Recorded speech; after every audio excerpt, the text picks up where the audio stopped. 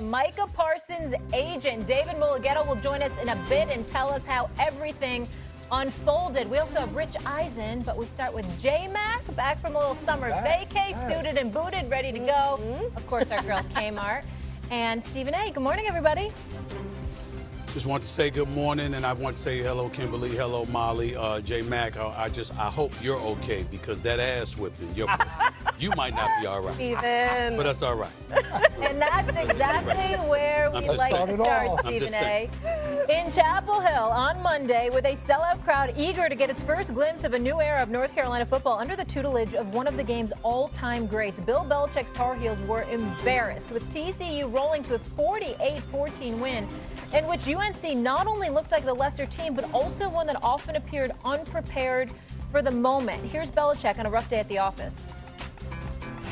Yeah, look, they just outplayed us. They outcoached us. I mean, they were just better than we were tonight. That's all there was to it. They controlled both sides of the line of scrimmage. Their skilled players played well, and they did a lot more things right than we did. So, give them credit for being the better team. They certainly deserve it. Stephen A., how shocking was Bill Belichick's debut?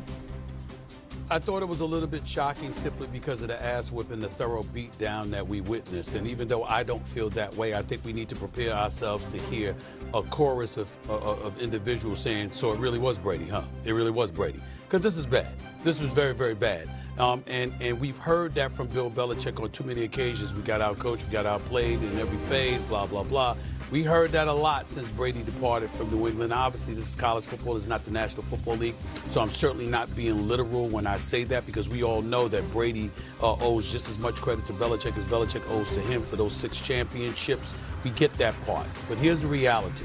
When you look at the North Carolina Tar Heels, they were awful, and I mean god-awful. And the quarterback, Gio Lopez, you lucky if they don't come to you and ask for their money back. $4 million in NIL money for you. You lucky if they don't come to you and ask for their money back. It's pretty damn bad how awful they were last night.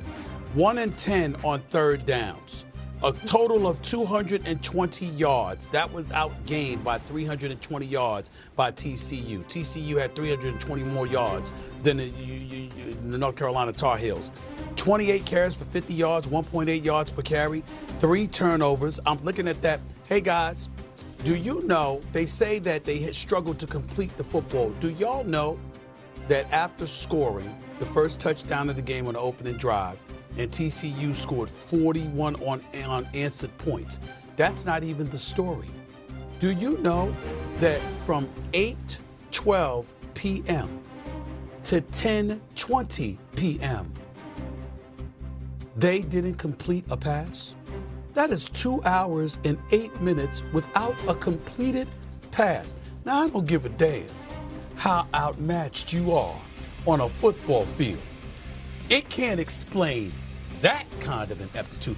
You understand that you can screen, you can complete a pass by throwing a screen? Am I right, J-Man? Am I right, Kimberly? You can throw a screen, and that counts as a complete pass. 2 hours and 8 minutes without a completed pass. This was a thorough beatdown, and Bill Belichick not releasing the depth chart before the game, which compelled TCU to do the same, and all of these tricks and everything. It's a new day. But let me tell you something.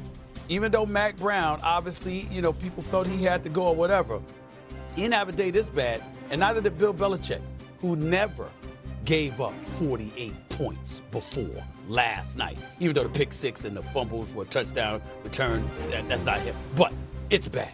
It's very, very bad. What do you got to say for your former head coach? Listen, I would love to come on here and debate Stephen A. and go back and forth of why it wasn't that bad, but it was that bad. There was not much positive that you can pull for. Now, you can make excuses. You can talk about the fact that they got 70 new players from last year to this year. You can bring up the fact that Bill is 0-3 in his head coaching debut, so he's been in this situation before. But when you watch that game, and I was someone who sat in the team meeting and listened to Bill for 3 years, his number one phrase was always, you can't win until you keep from losing. All that means is the fundamentals, the easy things, completing a screen, Stephen A., those type of things you have to be able to do. When you watched that game last night, the punter dropped the ball, a running back couldn't handle a handoff from the quarterback. a pick six, a fumble return for a touchdown. They had 2 runs where the running back was completely untouched. That is not a Bill Belichick-led team. I think the most surprising fact for me was the one thing that New England always hung their hat on was their ability to adjust. You go into a game with one game plan, things unfold, and then you come up with different things to figure out a way to be better than your opponent. You're watching that game last night. They go into halftime. Now, listen, in the NFL, halftime feels like 2 minutes. You go in, you use the restroom, you grab yourself a quick snack, and you're back out there on the field. In college, it is an eternity. Bill could have gone in and come up with a brand new game plan with all the time they had at halftime. They come out, and the first play of the second half is a 75-yard untouched touchdown run. That, to me, was the final straw where it was just like, as you're looking at it, you're like, well, what is next? Like, how does this team improve? There are no other players to go out and get in the portal. Their schedule is easy, but where are they going to find the wins after a performance like that last night? So here's what I find interesting about last night. And even this question right now, how shocking was Belichick's debut? TCU's head coach, Sonny Dykes, that's what he was talking to Holly Rowe about. Like, we felt disrespected. The fact that Stephen A., you said that was shocking.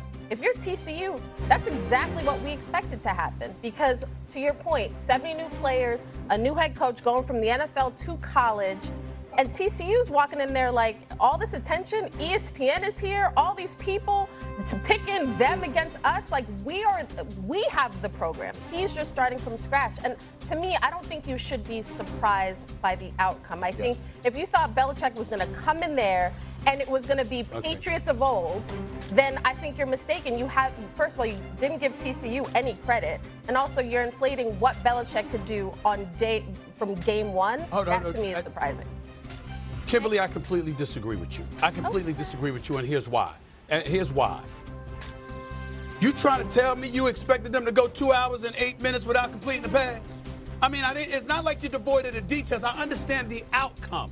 You got blown out. No surprise there. All right, fine. I'm talking about the specifics.